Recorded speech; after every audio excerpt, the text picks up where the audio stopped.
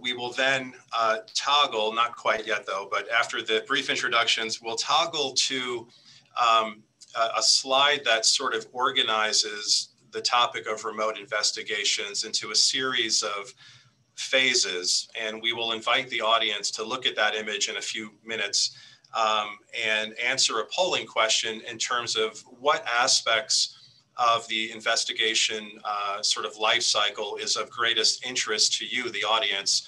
And that will help our panelists and me determine what topics to focus on first. But before we get there, it's my great pleasure and real honor to be with this distinguished group that includes Pauline Blondet, Norman Good, Amy McLemore, Carlos Vecino, and Dan Wenner.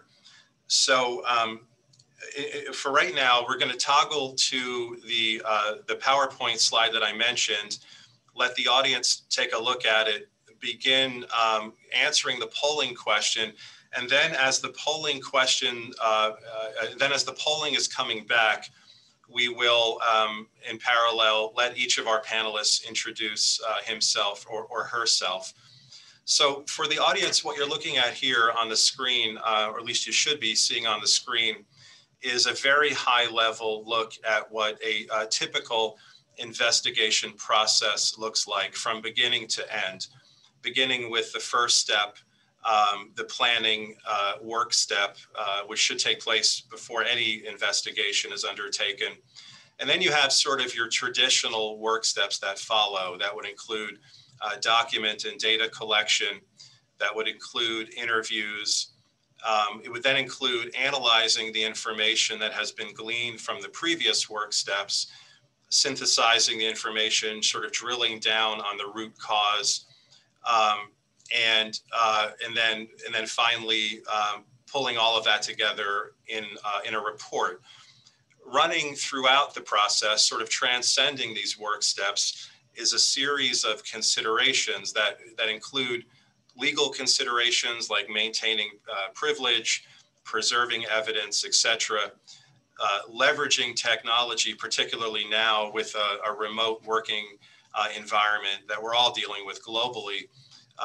And then, making sure that those within the organization who are conducting investigations have the appropriate skills and training. So that, recognizing that, many investigations professionals might have a slightly different process model or different work steps, or even call these work steps something different. We, for this best practices forum, decided to go with an image like this as a way of helping to keep the conversation organized. So, the next step here would be respectfully to ask the audience, to the extent that you're interested in participating in the polling, to identify the top one or two areas of that process model that is of the greatest interest to you, particularly in the context of remote investigations. And then we will begin the session focusing on those one or two topics, and then kind of going from there. While you're doing the polling, and as promised, I'd like to bring it back to the panel to go through more detailed introductions of himself and herself. And so with that, let's please begin with Pauline, if you wouldn't mind. Thank you very much, Maurice, and good evening from Copenhagen, Denmark, everyone. So my name is Pauline Blondet. As you can hear from my accent, it's very hard to hide that I am French, and I am Senior Vice President, Compliance and Customer Success at GAN Integrity. At GAN Integrity, we are a technology, a software provider, and we focus on ethics and compliance software. A bit about myself, I am an attorney qualified in New York and Paris, and I started my career working on transnational litigation and investigations involving the US government investigating European-based companies for alleged breaches of mostly corruption, regulations, and trade sanctions.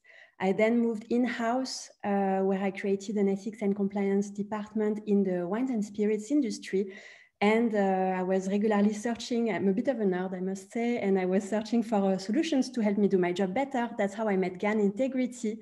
And I first became a customer and then decided to jump ship and join the technology adventure. I am very honored to be part of this panel tonight and really excited.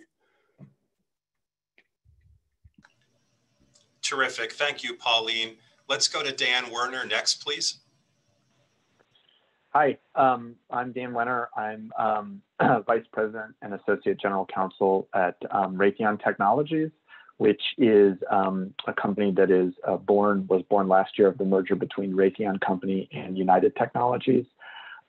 And I'm in the ethics and compliance group at the corporate office, and I lead the investigations function. Before that, I was at a law firm here in Connecticut, where I spent 11 years and was a partner focusing mostly on white-collar criminal defense and investigations. And before that, I was a prosecutor at the U.S. Attorney's Office in the Eastern District of New York, in Brooklyn, New York, where I did the prosecution part of investigations and prosecution. So I have a lot of experience doing investigations for companies and investigations of companies, and I'm excited to be part of the panel as well. Thanks so much. Thank you, Dan. Over to you, Amy. Sure. Hi, good afternoon. My name is Amy McLemore, and I'm with Cox Communications. I'm the Senior Manager of Ethics and Compliance in the Legal Department, specifically the Ethics Office. I support our Chief Compliance and Privacy Officer. Prior to that, I got my career started off in public accounting with PricewaterhouseCoopers, did internal audits and external audits as well, and even some forensic activities while at PwC, which I think is what gave me the taste of wanting to do investigations and wanting to do more forensics that kind of led me to the career path that I am now. After PwC, I ended up at Home Depot Corporate, also doing internal audit function, Sarbanes-Oxley work. And prior to joining the ethics office at Cox, I actually was in the finance and accounting department there, again, doing Sarbanes-Oxley and internal control work. And so the past 5 years, I've been pivoting my career over to ethics and compliance and applying my accounting knowledge and Sarbanes-Oxley knowledge into our compliance program. And the skills have really been very translatable. And I feel as though picking up on investigations and doing a lot of forensic work, my prior experience has served me well in this role. And I'm sure, like most of the panelists on here, COVID has created a whole new set of challenges that we're going to talk about today. So very excited to be here, honored to be amongst these other panel members that are all rock stars. So thank you, Maurice. Thank you, Amy. Carlos happens to be the box right next to you on my screen. So let's go to Carlos next, please. Excellent. Thank you, Maurice. Yes, good afternoon, everyone. Carlos Vicino. Pleasure to be here. I'm a investigator with a large financial services company. Unfortunately, I didn't have time to get them to clear me to represent them at this conference. So I'm kind of unaffiliated, but not unemployed, just unaffiliated. But I'm a senior investigator with this company, focusing primarily on Title VII, what I like to call workplace harmony issues. Before that, spent 7 years in the ethics office at USAA here in San Antonio, where I was also the lead investigator doing all types of investigations. And then even before that, served 22 years in the US Air Force, where I spent quite a bit of time on inspector general teams. And that's kind of where I caught the investigations bug and really realized that I enjoyed it. It was a passion, and I've been doing it ever since. So thank you all for having me. Thank you, Carlos. And last but certainly not least, Norm Good, please. Go ahead, Norman. Hi, good afternoon, everybody. So Norm Good, I'm with the Bowen Company. I'm a senior director of corporate investigations, and we are now part of our law and global compliance department. So lead a pretty large team that does every type of investigation from more non-complex HR up to fraud, waste, abuse, threats of violence, etc. You name it, we pretty much try to cover it. Prior to the Bowen Company, I was in law enforcement, did a 20-year career, also in New York. So Dan, I don't think we know each other, but I have a sense that we probably know some of the same people, because the end of my career was very much focused on white collar crime. that sort of work. So very happy to be here and looking forward to the conversation today. Thank you, panelists. And while we continue to compile the polling results, let's just take a few minutes and sort of open it up to the panel. Certainly the last 8 or 9 months has brought with it a number of challenges in all possible ways regarding business and certainly with respect to investigations. Open question for any of you who'd like to take it. In your view, what are some of the main challenges that COVID-19 and the remote working environment has presented with respect to investigations?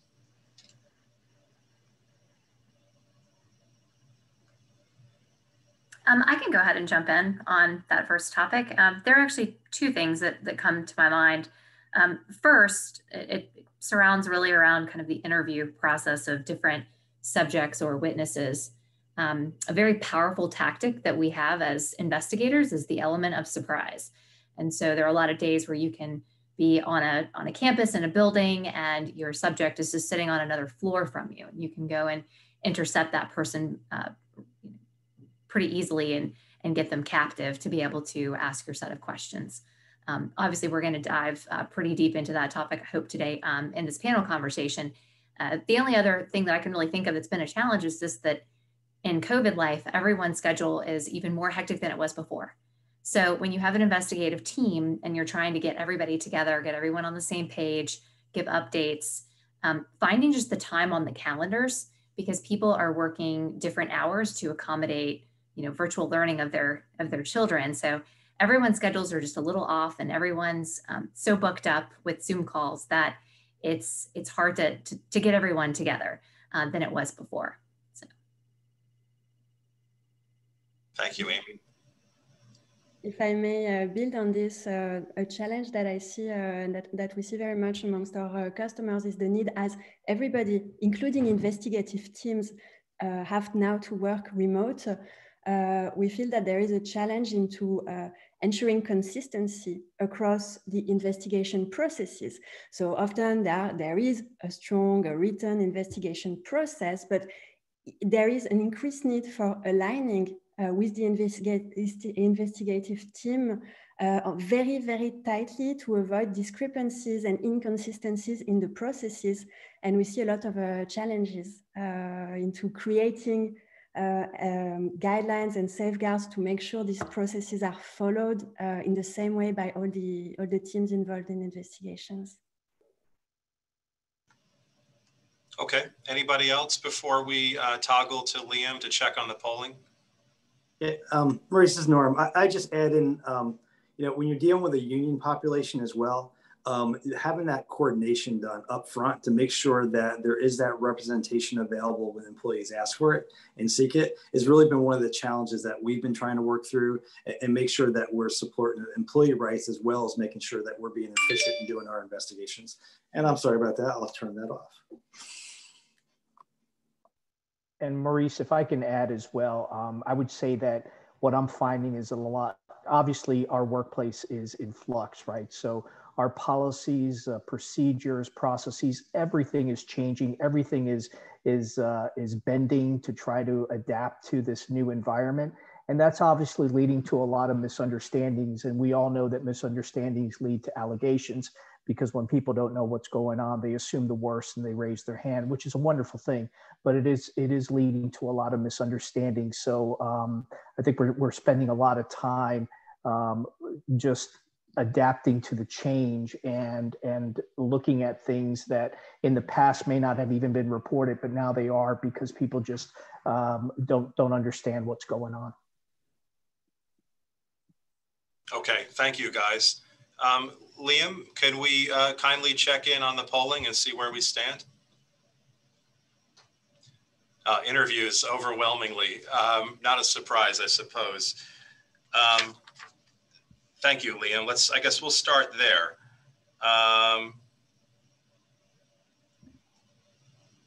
Well, I know each of our panelists is more than well-versed on the topic of interviews.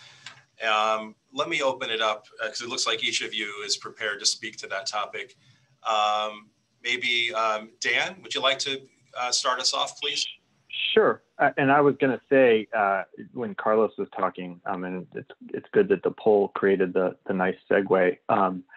You know, in my just going through the history of the year, back in the early part of 2020, when things in the United States, at least, were starting to trend toward more remote working and some of the shutdowns and the like, I was in the midst of something and was, you know, poised in the investigation process to kind of do what, you know, Amy was alluding to, we don't get to do anymore, which was the kind of hop on the plane, fly overseas, arrive at the person's office and start conducting interviews. And so we had to pivot quickly to doing the interview remotely. And I would say where we are now in the interview process remotely is leaps and bounds, at least for me, better than where we were then, because then we kind of had the choice of trying to do an interview either by phone, which is not ideal, or trying to cobble together some sort of video platform that might work.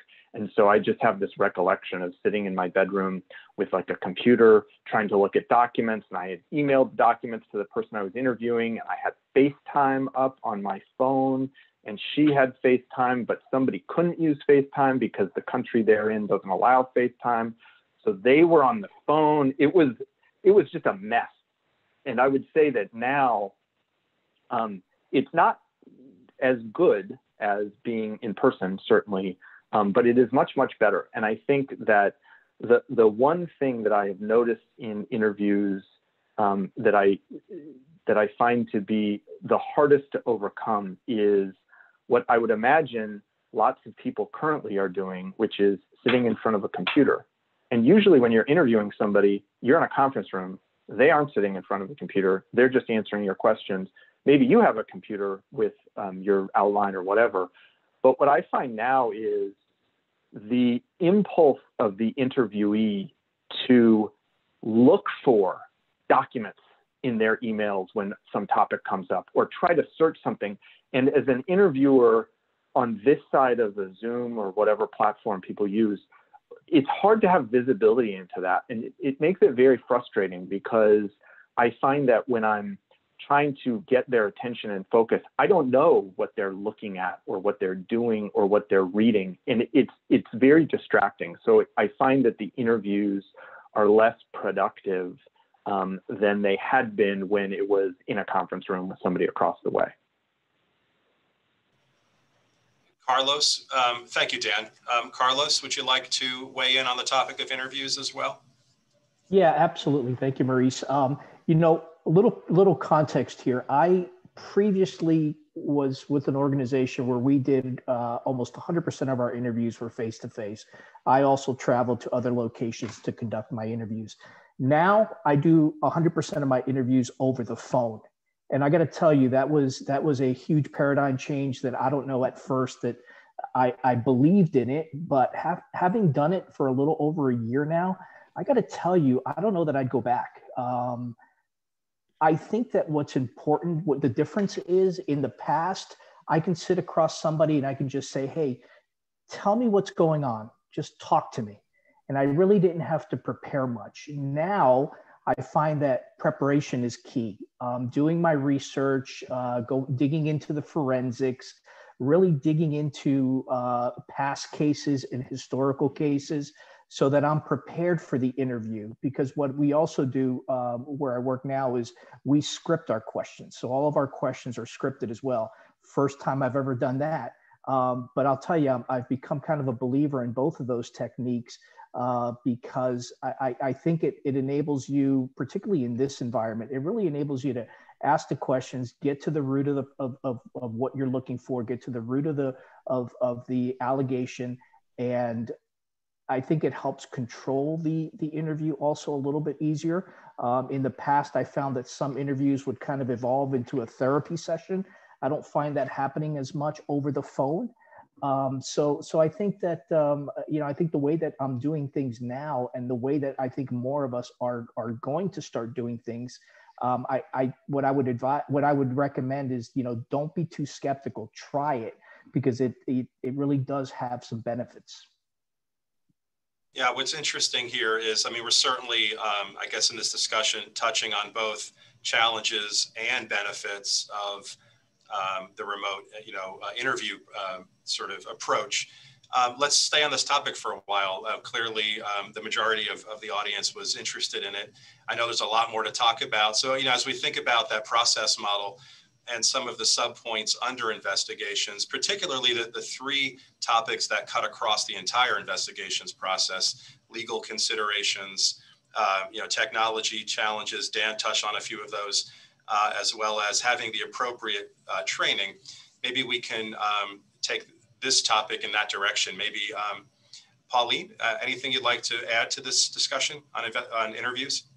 Absolutely. The first key item when we talk about remote interviews is taking into account the environment.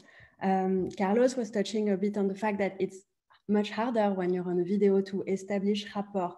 But at the same time, it's very hard to know if the interviewee is alone in the room, for example, if the conversation is private. And these questions need to be addressed very transparently. And that's something that is new.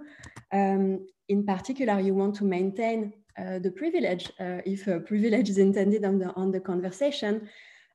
So this is a place where we need to communicate expectations, ask questions about the environment, explain the concept of privilege, give the upjohn warning, and consider having a confirmation of all of this in writing as well. But also asking concretely, is there anyone else in the room? Can we maybe even have a scan of the room to confirm that there is no one else? And also about asking about the security of the internet line, checking that it's a private Wi-Fi connection or even a VPN connection in some certain cases. So this has to be included even in planning ahead of the interview to ensure things go smoothly.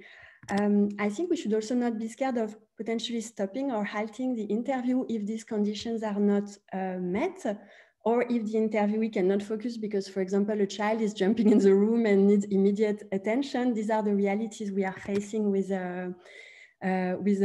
today's life. We should also be very careful about recordings and the fact that documents and or the session, the interview session, can be recorded, even if you state very clearly, please do not record this session. It may happen. So we want to properly plan. And then, of course, we want to make sure the interviewee is comfortable. And that's a whole question. How do we establish rapport? How do we start a real conversation while we are via screens? And how do we do this when we have to address different cultural expectations and setup? What does it mean if somebody is not looking at you in the eyes? Does it mean that they hide something? But in some cultures, it's just not polite to look people in the eyes. So all of this become way more complex when we talk about remote interviews. I hope this is helpful. Absolutely helpful. Thank you, Pauline. And certainly eye contact through a webcam is a hard thing to sort of do. It's sort of instinctive to look at the face on the screen and make eye contact, but then you're not really making eye contact, so it's tricky. But let's go to Norm and then to Amy on the same topic for any additional thoughts on the interview process. And then as a reminder for the audience, we have the chat feature running, so please feel free, and you're more than welcome and encouraged to submit your questions in real time on these topics as we roll along. Thanks. Go ahead, Norm.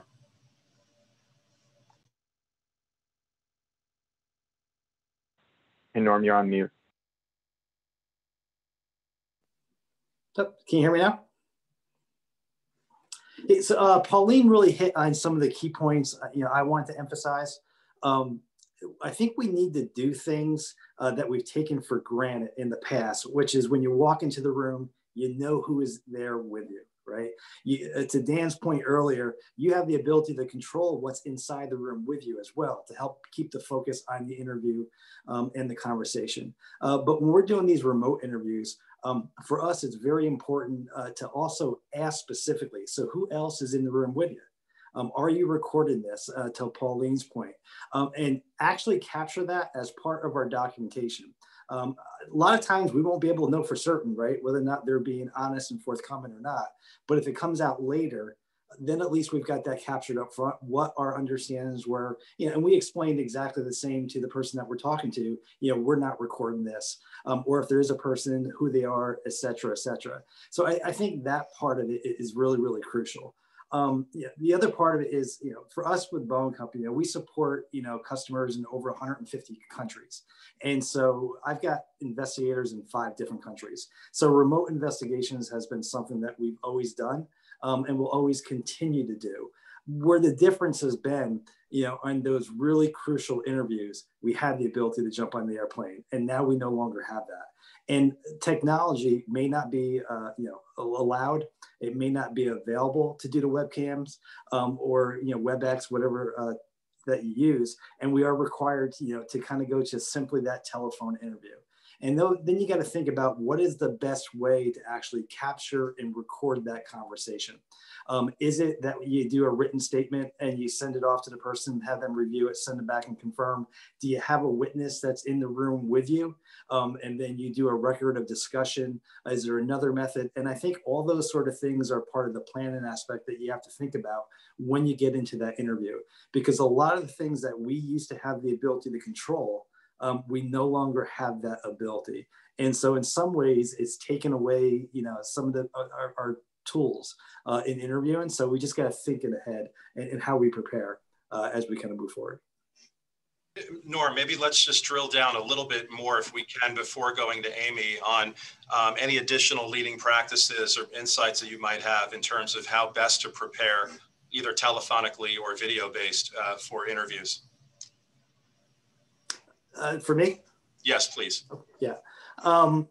So it just kind of goes back to, I think, to what Carlos was saying earlier.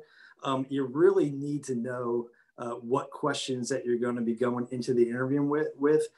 And some of those structured ones that we just talked about is who is present, right? Do you want union representation? And if you do so, ensure that we've got that done in advance. And so once we get to the interview, because the art of surprise, right, doesn't exist any longer. We have to set up a meeting. We've got to make sure that people have got the ability to kind of communicate. So it's doing all of that sort of work, I think, up front. I know Carlos sounded like he uses a scripted sort of line of questions. I wouldn't say that we use scripted questions, but you do have some framework, and you should have some key themes jotted out that you want to make sure that you're covered as you're going through.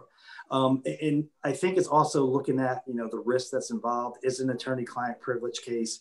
If it is something like that, our recommendation is always to bring in that second person to be able to be that witness. And so you leverage, partners from ethics, from HR, from the law department. What makes sense as you kind of do those interviews. And so it's just a lot of the planning aspect, I think, that really will help you be successful. The other challenges that you've got, especially when you're dealing with WebEx, is the interview itself. I think many of us are familiar with the old saying that only 7%, right, of the spoken word is communication, right? 55% comes from body language, 38% comes from tone, context, right? Things along that nature. And so even with webcam, you get some visual cues, but not exactly the same as sitting across the room from somebody. And I also think people have a tendency when you get to the webcam is to really get into the interview very, very quickly, and sometimes skipping the step of building rapport. That can be so crucial, making sure the person feels comfortable. We like to say it's not an interview. It's not an interrogation. It really is intended to be a structured conversation that we have to really delve into what the facts are. And so some of that prep work we have found to be very successful in helping us try to mitigate it when we can't actually sit down across the table from somebody. Thank you, Norm. Amy, any other thoughts on interviews? Yeah, definitely. Gosh, I mean, Norman and Pauline, and you guys have pointed out so many just key integral things of how we've had to completely rethink our mechanics of performing these types of interviews. At my company, we heavily leverage our human resources department and also our security investigators department. So I'm actually the only fraud examiner that's in the ethics team. Our ethics and compliance team is very, very lean. There are only 4 of us, and that includes the chief compliance officer. So utilizing those relationships, leveraging those relationships, like make sure that you're able to kind of build that network of support from the different teams that can provide you with the assistance. So I know for me, trying to still capture that element of surprise, I still try to do that. And some ways that I've found to accomplish that is that I'll actually have my human resources person, like the HR business partner, will reach out to that employee first and just say, I need to have a conversation with you. Here's a confidentiality agreement. Need you to go ahead and sign this. And I'm going to put some time on your calendar. And I'm not on the calendar invite, because if anyone sees the compliance and ethics person on the calendar invite, then it kind of tips them off that this might be more than just the friendly HR conversation with someone checking in with me. And it gets forwarded to me pretty much like 2 minutes before the actual interview is supposed to start. So that gives you a little bit of time, or a little bit of that element of surprise. And then trying there to build that rapport, making the introductions, starting out with just conversation, asking them about their role at the company and how long they've been there. And, then kind of getting into those deeper questions of, are you in a private place? Is there anyone that can hear our conversation? Are you able to shut a door? I've had people pan the room before. Absolutely. The other thing is the cell phone.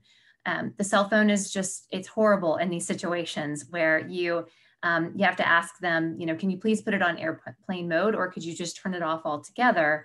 I've had people that I know for a fact have been sitting there, looking down and have been reading, text messages, because they have been getting support from someone who may be not necessarily standing right in the room, but is just outside the room, and it can hear me talking and is providing just, some type of support for that person in that interview. So controlling, again, I think Dan, you mentioned, or Carlos, you mentioned the fact that, you'll be in an interview with someone and maybe they just want to be really helpful, and they'll start using their mouse and they're looking all around and they're like, oh, let me see if I can find that in my inbox. And it's just, it makes me cringe. I want to stop and just say, you can find that. Why don't you find that later? So let's just stay focused on, what we're talking about and the questions, and any type of support or anything that you think that you may have. Why don't we try to have you compile that later when we're not, in this conversation? And I think the technology piece is so huge. I mean, people are not used to looking into the camera. Which is what gives the eye contact. They want to look down at the box where you are, or they want to look over here. So all of the cues of whether or not you can tell someone is telling the truth or not is just completely out the window sometimes in these situations. I mean, I know when you're sitting in a room, you can tell when someone just starts to sweat a little bit, or maybe their hand starts to shake a little bit. That doesn't translate so well over Zoom or a Microsoft Teams meeting. And then there's the connection lag. So, having someone speak and then their voice goes out, you miss some words, they have to repeat, then there's the who's going to jump in, who's going to take the next, statement. And that's really difficult. You have to sit there and let them completely and fully finish, before you jump back in. And it's hard because of whether you have scripted questions or you have kind of a framework, they could say something that triggers you to think, oh, I really want to know more about that. And it's kind of going to take you a little bit off the path that you thought you were on, because it's just new information. So making sure that you can circle back and that you have still some of that cohesiveness in an interview when you have technology working against you, I think is really important, just to make sure that people, finish the thought and can finish talking in those situations. And always a great idea to get the witness statement, have them document what they believe you talked about that day. And absolutely sending the questions the way that you have things outlined and your understanding, sending that back over to someone, having them acknowledge that, sign it, send it back, I think is a great practice, whether you do it in person or over the phone. But the biggest thing with recording, we don't record. We always start off and we ask people, please do not record this session. We as a company, we are not consenting in any way to this recording of the meeting. So, getting people to acknowledge that. I mean, we've even had issues with people not being able to print out confidentiality agreements to sign them and bring them back because they're at home and they don't have a printer, they don't have any way to scan anything. So, getting verbal confirmation up front, really walking them through what the expectations are and level setting. All of those things are extremely important when you're trying to conduct these types of interviews. And then just the sheer fact that you may run out of time. And I alluded to earlier the fact that, everyone is so jam-packed with meetings. When you get someone in a room, even if they have another meeting, they probably don't have their phone, they don't have their computer, nothing's going to get them out of that room. But other technology and other meetings can end up, pulling them away, the call could drop, et cetera. So making sure that you have enough time. I usually schedule an hour and a half, or I ask HR to schedule that hour and a half, just to make sure that you don't have to end up coming back to someone to give them time if they choose to fabricate or, come up with alibis, excuses, things of that nature. So. I also think I think there are logistical challenges that we just, they are new and they come upon us sometimes out of the blue. And so I'll give just a couple of examples. One is we had an investigation of some issues on a program that we had, and it turns out that one of the program managers and one of the lead people involved, that they're in a relationship and they live together. Well, if they're in the office, it doesn't matter because you can schedule it so you talk to one of them and then you talk to the other one, and they don't really have the opportunity to either listen in or be involved, but they're in the same house. And so we had a lot of conversation about what are the logistics of this going to be, especially because to Amy's point, you've got to schedule in advance. You can't just kind of spring upon them. So that was a tricky issue to kind of work through. And then the other thing I was going to say is, not only is it difficult because they're not in a conference room kind of giving you their attention, and maybe there's they're looking at the computer or looking for documents or whatever, but and I've had this when I've been on meetings. I have a house full of people and I have little kids, and sometimes they get into some sort of altercation, and so there's this like abject chaos going on outside the door. And I'm very interested, to know what's going on and make sure that everything's okay or whatever. And it's distracting. And the same thing can happen to the interviewee. And sometimes they might feel comfortable raising that, and sometimes they might not feel comfortable raising that. So it's hard, to Norma's point, to try to make sure that you're reading the situation and getting those nonverbal cues the right way and not misinterpreting something. Yeah, that is such a great segue. Sorry, Amy, I just wanted to pick up on one point. It's a good segue, Dan. To a question that's been posed. And so to piggyback on a point Amy made around some of the sort of conditions and circumstances, like the person outside the room listening in from the other side of the closed door. Dan, I'm glad you chimed in. Can you continue, maybe talk about some of the challenges in maintaining privilege in light of some of these conditions and circumstances that might make it difficult to maintain privilege? Yeah, and I think Pauline hit on a lot of them. You don't know who else is in the room.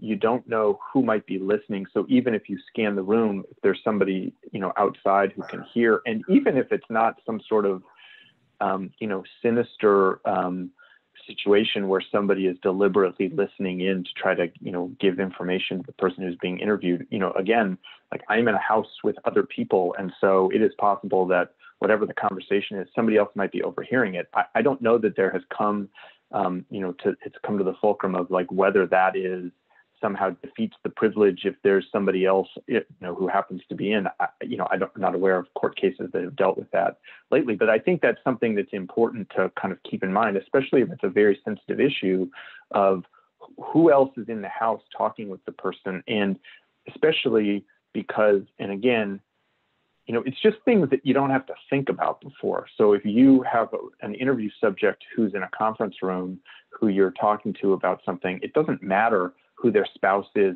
who they live with, what their roommate does. It just doesn't matter. But now it could. And what I mean by that is, if I'm interviewing somebody who works for Raytheon and their roommate or wife or husband or whatever works for some competitor, does that change the dynamic? Does that make it so that we have to be more careful about what we talk about and what the interview is? And also, you know, I'm sitting here with my headphones on, so only I can hear what's going on. But I know a lot of people use the internet audio from their iPads or their phones, or I'm sorry, their computers. And so other people can hear it more easily. So it's just one of those things, I think, it's something that one needs to think more thoroughly about and be prepared to address. And it's something different than what we had really dealt with when we were talking about interviewing people in. And I like the way Norman puts it, it's control. We just have so much less control over the environment, and it causes all these kind of tangential issues. Amy, was there something you wanted? I'm sorry to interrupt you earlier. Yeah, oh no, not at all, by all means. So interestingly enough, I literally just closed out a very large fraud investigation, and one of the main subjects, his wife actually worked for our company. And we knew this, same challenges that you're describing, Dan. How does this change the situation? And I'm pretty sure that she was absolutely, that she came back into the room after he panned around to show us that no one was there. And she was coaching, she was texting and providing information. So that was a lesson learned for us. And, you know, going forward, I think a way to try to help with that would have been to go ahead and reach out to that employee who happens to be the spouse of the subject of our investigation and get her under a confidentiality agreement, explain to her that you're going to be in the household, you may hear things, you can't share those things. You also can't assist your husband in those interviews. So going ahead and kind of putting those people on notice, if you can, if you have the jurisdiction. For me, it was easy because she was an employee. I had access to her. If she was an employee of a competitor or some other type of situation, it just makes it that much more imperative that you get with the subject and the person that you're interviewing and help them truly understand this has to be private.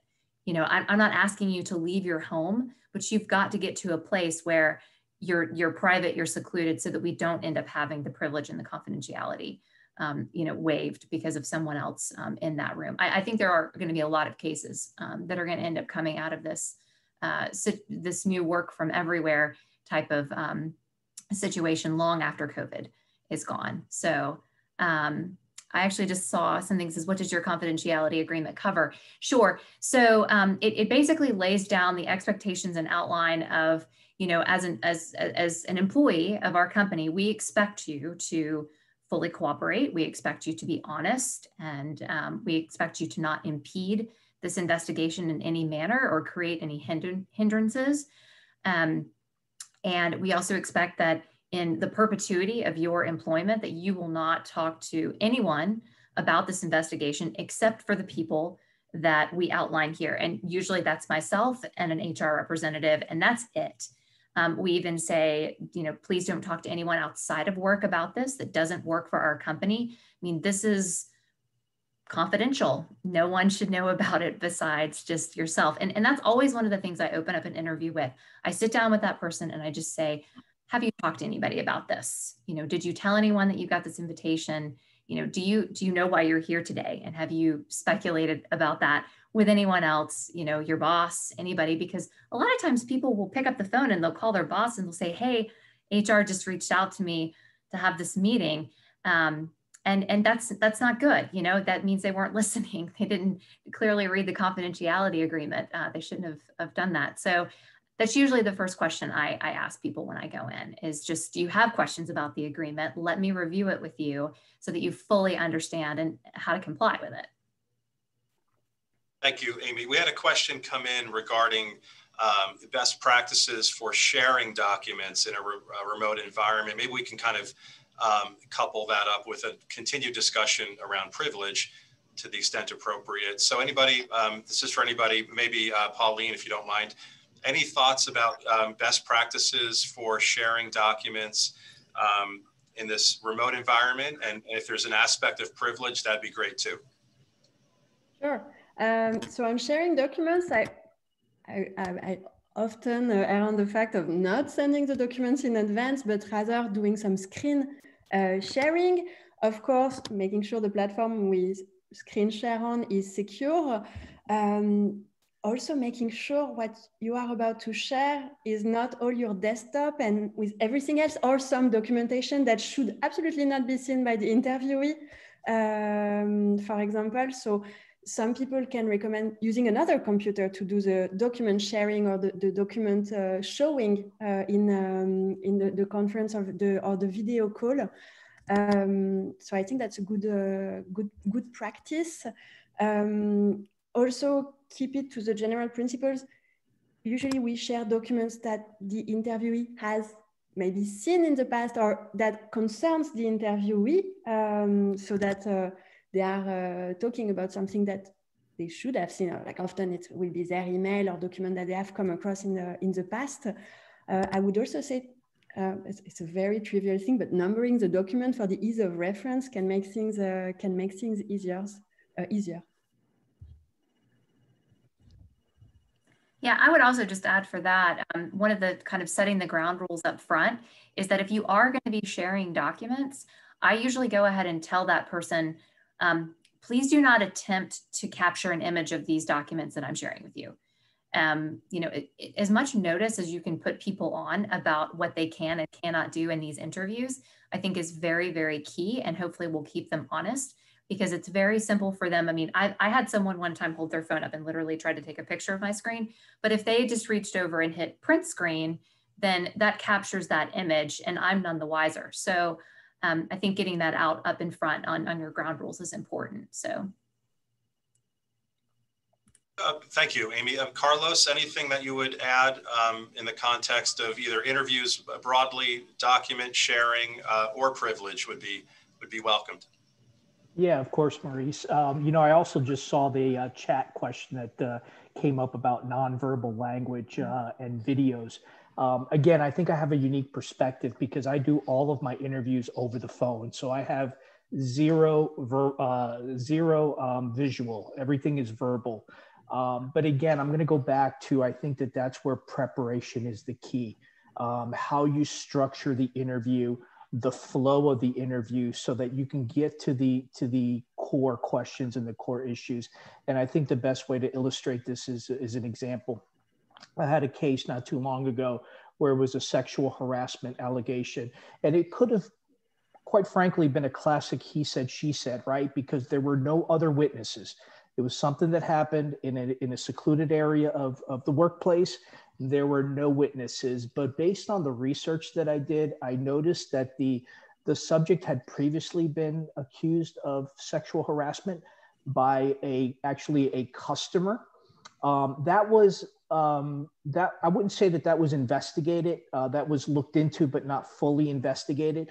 But I actually used that as an opportunity to create kind of a rapport with the interviewee and put them kind of create a level of comfort where I think that they knew that was not something that they were going to get in trouble for, right? So the interviewee had already been put on administrative leave. They were already nervous. They were already anxious. And now an investigator's calling. So I start talking to them about, hey, tell me about this customer. What was that all about? You know, why did they accuse you of this? And again, that was pretty benign. I knew that was not something that was serious. But then I transitioned. And then I said, hey, have you ever had any problems with any coworkers? Have you ever hugged a coworker? And that caught them completely by surprise. They knew, I think that they knew there that I was onto something that they didn't want me to be onto. And they became very uncomfortable, and I can tell they were uncomfortable over the phone because they paused, they got very quiet, and then the next thing they said was, why are you asking me that question? And I said, well, it's relevant to my investigation. That's why I'm asking you the question. Why did that question make you uncomfortable? And then from there, it didn't get any better from there. But I think that, I don't know that I would have gotten that if I hadn't prepared for the interview and I hadn't structured the questions the way that I did. So I think And again, some of you may be transitioning to telephonic interviews. I do those exclusively. I think preparation is really the key, more so than in the past, where I think you had the ability to kind of wing it a little bit and use the body language. You really can't anymore. So I think that's what you really have to kind of focus on. Thank you, Carlos. I've got an eye on the clock. We're 4 minutes to the hour. Before we move off the topic of interviews, Norm, is there anything you'd like to sort of close with on the topic of interviews? And then we'll take a look at the sort of second most popular topic from a polling perspective. I think the only other thing I would add on the question about how do you share documents, I think the first question I would ask is, do you actually need to share the document? I think sometimes we just get very much into, let me slide the evidence in front of you. And so I think having the ability to describe what the document may be, ask them to say, how can you explain a record that shows, et cetera, can also be very helpful. Because a lot of times when you slide that document in front of someone, it really becomes a delay tactic, quite honestly. You get the person looking at the document, trying to read it while they're thinking about what their answer should be, as opposed to that more off the cuff response that you get when you just simply ask the question, ask them to describe it. There's lots of times, don't get me wrong, it makes good sense to share a document. And then there are tools that out there that does help prevent screen capture, stuff like that. So leverage those if they're available. But I'd always ask myself, is this actually a document I really need to share, or is there another way for me to approach the question?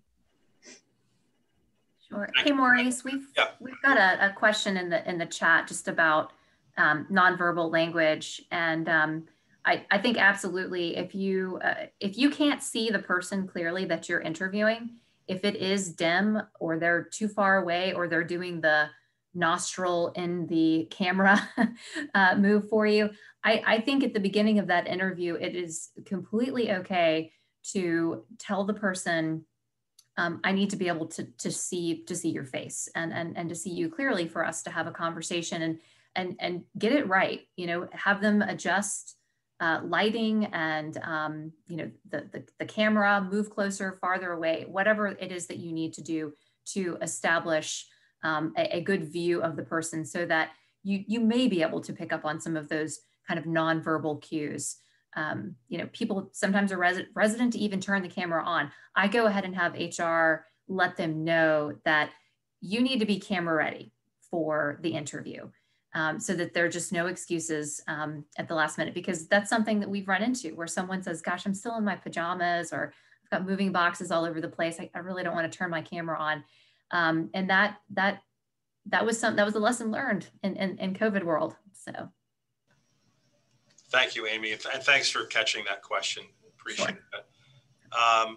Okay, Liam, may we kindly toggle to the polling and take a look at the second, I guess, most requested topic, which looks like planning, which we've touched on kind of implicitly throughout this discussion, but let's maybe take a more formal look at that if we could. Dan, would you like to lead us off? Maybe hitting again some of the highlights associated with best practices for planning.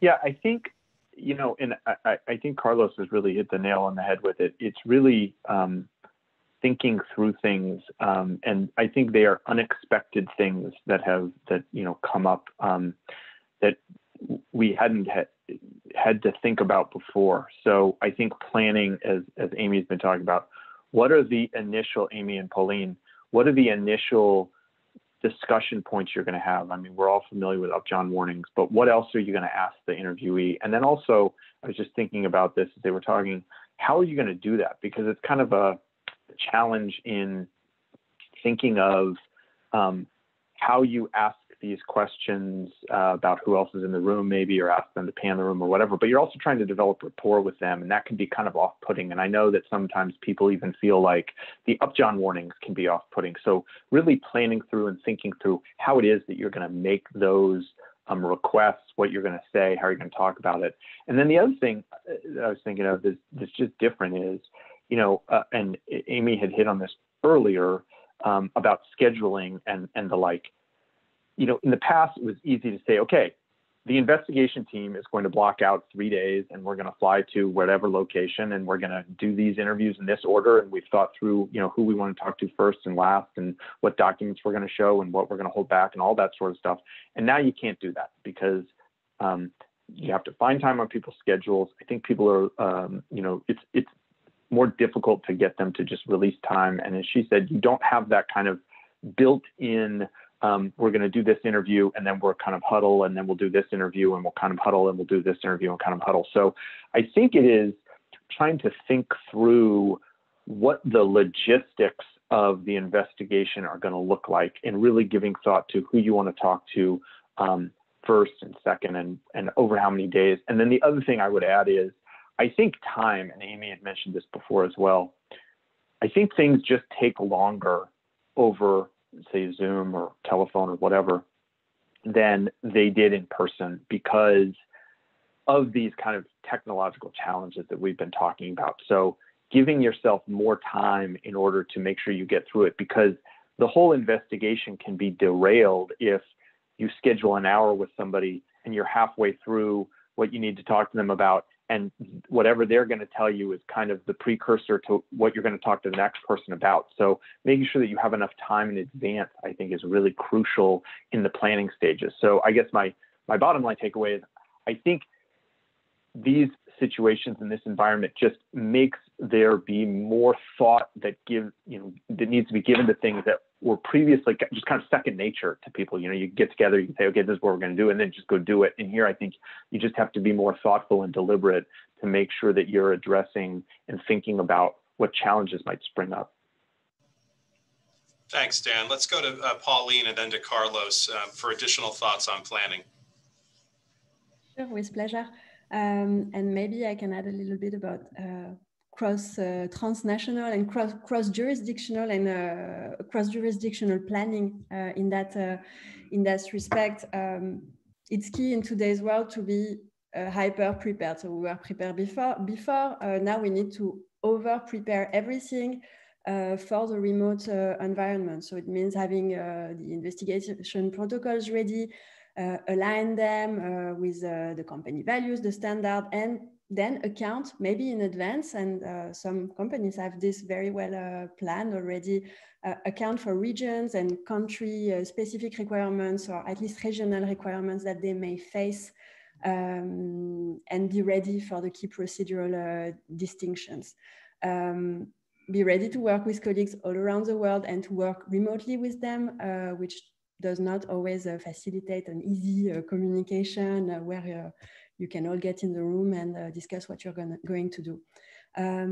Also plan the fact that in some jurisdictions, qualified resources to help you carry the investigation may be harder to find. So maybe in the planning phase, generally, you want to plan for a contingency plan or where to find these resources to help you do your job. Also plan for data privacy, transfer of information, notifications to employees, notification to employee representative, notifications to government agencies, law enforcement, depending on the jurisdiction, local deadline for reporting disciplinary measures, researching the local employment laws, and of course, the investigators and the teams are ideally trained in advance. Plan on also understanding, so making sure everybody's trained to handle the allegation, and plan on the law applicable to your investigation. So you have the law of your head office, the law of your local office, and I could not stress the planning enough for data protection laws. The most restrictive laws can end up controlling one piece of information that contains private data, personal data. So this needs to be reviewed even in remote setup where we may forget that we're speaking to somebody at the other side of the planet. Encryption can be okay in some jurisdictions, not in others. So the more planning ahead, the better. Thanks, Pauline. Let's go to Carlos for any additional thoughts, and then I've got a question for Norm. Go ahead, Carlos. Thank you, Maurice. Yeah, I'll make it brief because I've already talked a lot about the importance of preparation. But something else that I would recommend, something that we use that I find very helpful is an investigation plan. You know, something that outlines what am I doing? What is my purpose? What is my goal as an investigator? And it starts with what are the allegations? What are the relevant policies? And how am I going to tackle this investigation? I think that that's a great document. It keeps me grounded as an investigator, and I would certainly encourage anybody else to, if you're not using them, to think about it because it's a great way to plan and stay on task. Now, here's the other thing I would add: be flexible. Every good plan needs a plan B, a C, and a D. And particularly nowadays, again, my interviews are over the phone. I try to set up an interview with somebody and they're out of office, they're quarantined for 14 days. Okay, that's a pretty big wrench in my investigation plan. How am I going to adapt to that? Another example, I just had a case that involved a location of ours. We have many locations, but one that was in one of the Gulf Coast states. During my investigation, that location got hit with 2 hurricanes. So I had to adapt twice. So it's great to research, it's great to plan, and that's all very, very important, but also think about how you're going to adapt to that plan, because more likely than not, in the environment that we're operating under today, you're going to have to adapt. Thank you, Carlos. I did see a couple of questions come through. Maybe before we go to Norm, a couple of maybe tactical questions. Like, for example, if it flashed very quickly. I think the question was if the interviewee suggests that the camera is broken or doesn't work, how do you handle that? Amy, would you like to take that question? Sure. Yeah, I've been in that exact situation actually. Camera was malfunctioning. Said that something was wrong with it. So we actually gave that person a few minutes to try to figure it out. I think they were stalling. We ended up after 7 to 8 minutes had gone by with this person saying, can you see me now? Can you see me now? And well, let me try this. Let me try that. I just said, you know what? I think that you have your smartphone. Let's get on your smartphone and we use Microsoft Teams. So they were able to actually get their phone, log in through Microsoft Teams, and then I could see their face. And I had them pan the room with their phone. So just think about the backup technology. Everyone's got a smartphone. I don't know many people that don't have one. So, you may have told them at the start, I need you to turn it off, but you may have to pivot and say, okay, let's turn it on. And now I need you to, get on your phone so that I can actually see your face. So just be very skeptical sometimes of people, take things in good faith, but be skeptical, be ready to pivot to get into that next type of technology that can continue to facilitate the interview. You don't want to have to come back to a person a second time. And then there was one other question that kind of piggybacks on with this, is just about someone taking notes. So I think regardless of an interview, whether it's in person or done via a teleconference, that you definitely want to have a witness. You want to have someone else there that's going to be listening to that conversation. That's for your protection, most of all. And normally what I do at the beginning of those interviews is I'll have, whether it's an HR person or a security person who's going to be my note taker, they'll be on camera, they'll introduce themselves, we'll let the person know this person's here, they're going to be taking the notes, I'm also going to take notes. But then I do have that person go ahead and turn their camera off for a couple reasons. First, just distraction, just another face that's not there that could distract the witness. And then also for bandwidth quality. The more videos you have on in a call like this, the more it sucks up the bandwidth. So that kind of helps with that technology lag. Okay, thank you, Amy. So again, having an eye on the clock, we've got about 20 minutes. I certainly want to leave enough time for any final questions coming in at the end, and also time for Ernie to close us out. But before we get there, let's start with Norm. I've got kind of I want to bring this back up to a higher level. I mean, we've talked a lot about the challenges associated with the remote working environment and remote investigations. We've touched on some benefits. I guess when I take a step back and I think about the design of an effective ethics and compliance program, and I think about the different programmatic elements, like the policies and procedure element, not just for investigations, but for like any kind of risk area. When I think about the training and communications program element, when I think about the employee speaking up or the whistleblowing element, I can see where in some of those areas, a remote environment actually accelerates a trend that was already underway. Where, like, for example, training, where it was once sort of instructor-led kind of classroom style in the workplace, has moved to e-learning, and that's just going to continue to accelerate that way. And so I don't think remote working sort of impedes that program area. Maybe the same could be said about policy management. A lot of that is web-based now anyway. But in the area of investigations, we've been talking a lot about the challenges associated with remote investigation. So I guess my question for you, Norm, and then we'll open it up to the others, is do we feel like remote investigations is here to stay in light of the headwind and the challenges from a technology perspective? Or do we feel like investigations will eventually go back to face-to-face just because it's ostensibly better, because you have an ability to read body language, you have an ability to have the surprise interview where maybe you don't if it's done remotely. Do you think remote investigations is here to stay?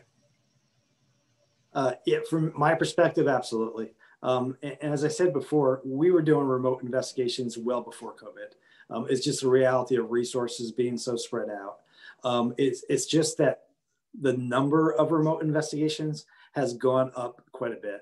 And so one of the things that I hope really to get from all of this is really learning some best practices as we're doing these, so that our investigations are stronger when we do need to, do them remote. But going back to, the face-to-face interview, in my personal opinion, is always best practice. And if we've got the ability to do that, we absolutely should be doing that. It's just managing what the risk is with the case, what is the subject material.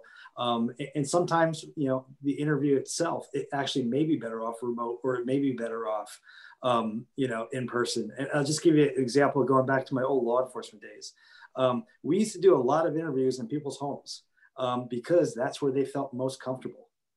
Right. Also, didn't necessarily have to worry about Miranda the same way that we would. And so there's just a certain amount of comfort in doing those telephone interviews that may make sense, but they still may need to be followed up with an in-person interview later on. So from my perspective, they definitely are here to stay, but there's always going to be a place for in-person interviews and investigations as well. Yeah, one of your takeaways would be it sounds like taking a risk-based approach, sort of stratifying the universe of investigations and doing the ones that are sort of the most critical face-to-face. Anybody else have any thoughts on that?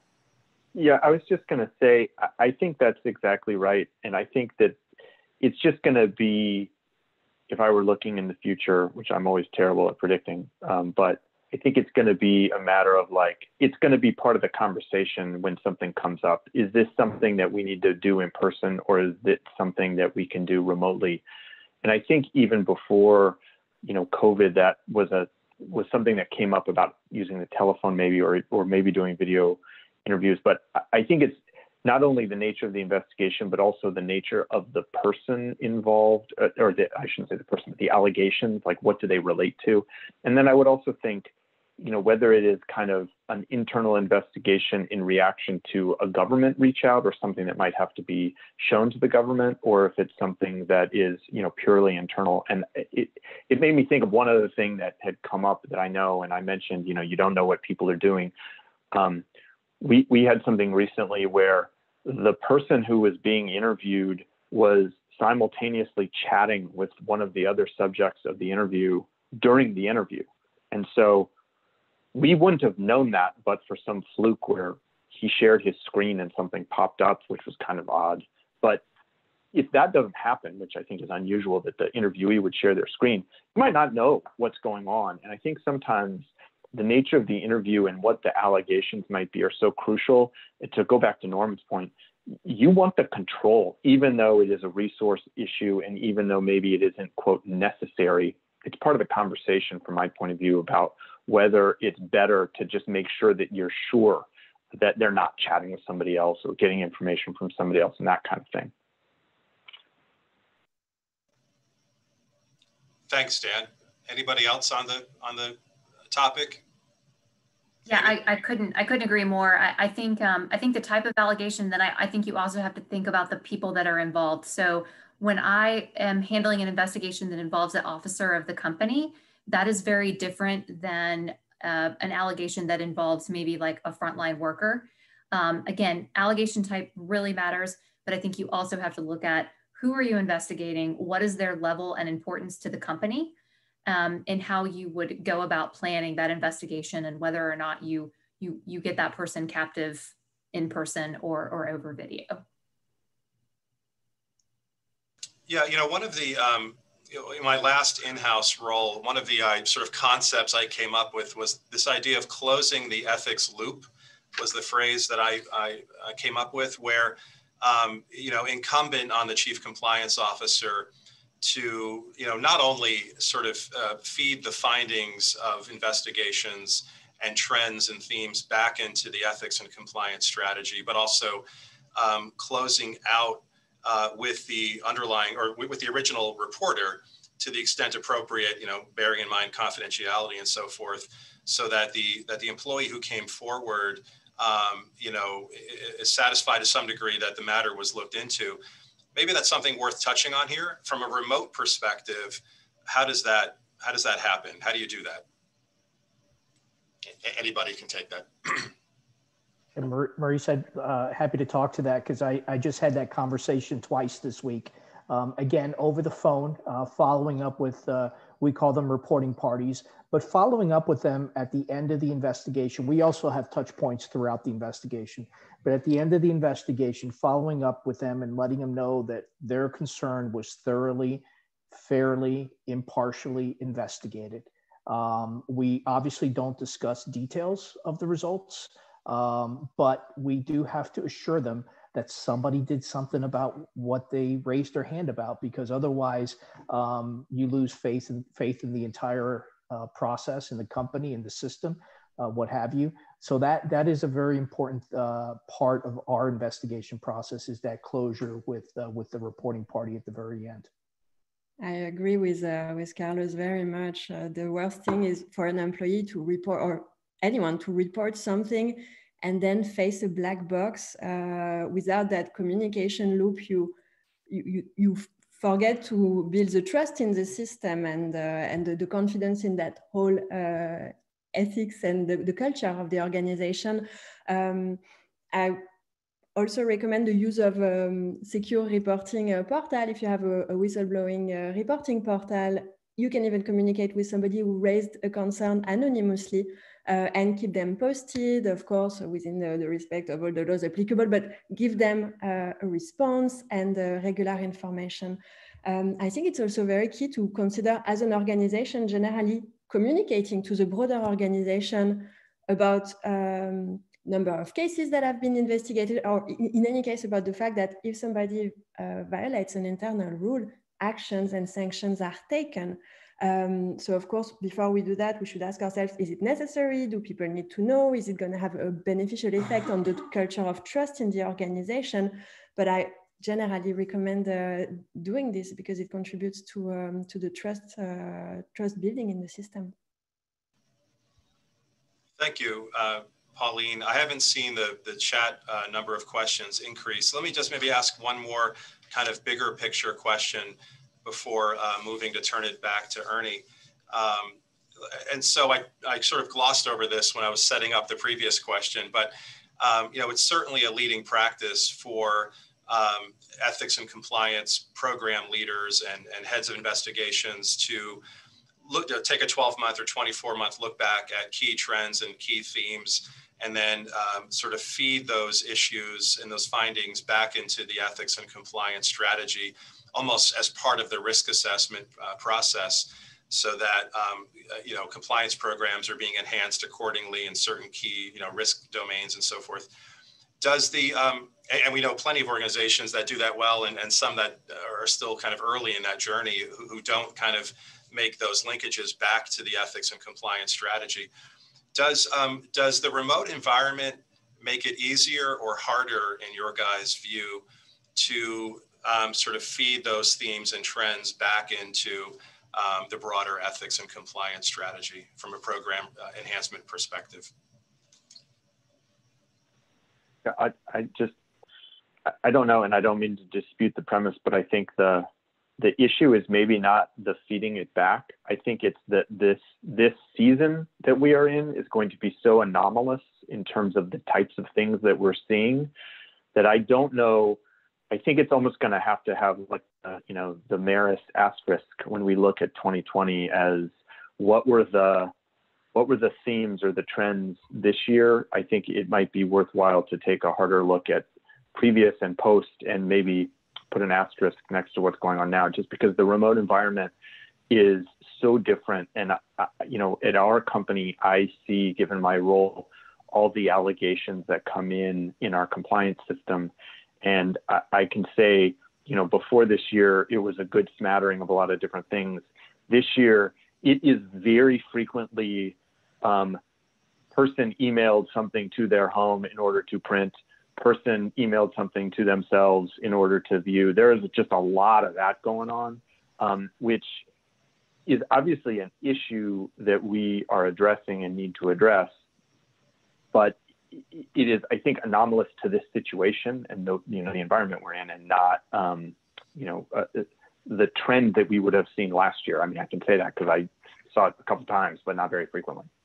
Yeah, let me rephrase or sharpen the question. I guess I wasn't referring so much to the issues that are arising, but rather the format in conducting investigations now. The format is remote, whereas maybe a year ago it might have been less remote and more kind of face-to-face. I guess I'm asking more about the format. Is there anything about the remote format itself, irrespective of what the issues might be, that either makes it easier or harder to sort of feed those issues as appropriate, Dan, point well taken, back into the ethics and compliance strategy? Pauline, go ahead. Thank you. Yeah. With pleasure. I think as everything has to be remote, of course, we want face-to-face will never disappear, but as all the processes has to be remote, this is a great opportunity to leverage tools that exist to actually manage and digitize your process and all your investigation workflows. This helps automate the creation of data. And this data, I think, can help you inform your ethics and compliance program. And I think this year will probably create, and we see it in our organization and our business, there is an increased need for these tools because today in our world, it's not really optional anymore. And I think that's a trend that will stay going forward, because at the end of the day, everything you can automate makes you save time. So of course, the human factor will never disappear. There will always be face-to-face interviews, but all the record keeping, ensuring things are all in one place, generating data, and trying to automate this as much as possible, I think is here to stay. Thanks, Pauline. I guess in the last minute, 60 seconds or so, does anybody else have any thoughts on that question before I close it out and turn it back to her? Amy? Yeah, sure, Maurice. I know for us, conducting remote investigations, we're able to conduct the investigations faster because we actually are not having to, travel and do a lot of the other things that we did kind of in person. So, I found actually that our days to close is going down a little bit. Something else interesting about COVID is that actually have seen our hotline numbers decrease in terms of cases coming in. It turns out when people aren't in buildings around each other, they have less to get on each other's nerves about, or to have interactions or things that cause them to come forward to the hotline. So it turns out people are actually very happy, I guess, kind of being at home and not having to go to the break room and interact with people that they may not like. So our hotline volume has actually gone down, and we've been able to execute cases and get things kind of closed out a little bit faster. So I think, again, to Dan's point, there's going to be a pretty big asterisk next to the year 2020 and even into 2021. and until things kind of go back to normal. But again, I think that the work from anywhere and anytime, I think that's going to stick with a lot of companies. The majority of our workforce is just, they're not in offices, they're not having to interact. And Pauline said it best, that this type of investigative work where we are having to digitize and automate is here to stay. But again, the in-person stuff, I'm always going to want to do old school interviews. I want to be in a room with someone, but that just may not always be the case. So yeah, there's a comment in the chat that due to work from home, there are also fewer opportunities to view others' misconduct. So that's another really great point. We were making that the other day, kind of like see no evil type concept. You know, you're not around people to actually see what it is that they're doing. And most people are pretty, you know, staying buttoned up on Zoom calls for the most part. So. Well, thank you. We've got about 3 minutes. Carlos, Amy, Norm, Dan, and Pauline, it's been a real pleasure to work with you guys. Thank you for doing this. For those who dialed in to join, thank you as well. For those celebrating the U.S. Thanksgiving holiday next week, have a wonderful holiday. And Ernie, back over to you. Right. Thank you, Maurice. You did a great job with the panel. And I have to say, just listening to it, this was a real masterclass, I think. I think that you all were very nimble and agile, and you took the conversation where our attendees wanted it to go. And so one thing I would like to do, of course, to thank you all for attending, and also thanking our sponsors too of this forum. I want you to be mindful of the upcoming events, Best Practice Forum. This conversation around remote work is continuing. And in fact, the Ethics and Compliance Initiative has had a working group, a large working group of practitioners over the last 6 months who have been really analyzing this issue of the impact of remote work on ethics and compliance programs. And we're going to be unveiling a white paper in December. On December 10th, we'll have our next best practice forum, the impact of remote work on ethics and compliance programs, looking at the relationship between ethics and compliance and strategy, risk management, the impact on culture, and speak up culture and accountability. And so it's just such an important work product, and the group's done a great job, and they know that this is a timely topic. And I hope that many of you will join us on December 10th for another fascinating extension and excursion into the remote environment that we all are working with now. And so once again, thank you all, and stay safe. Thanks.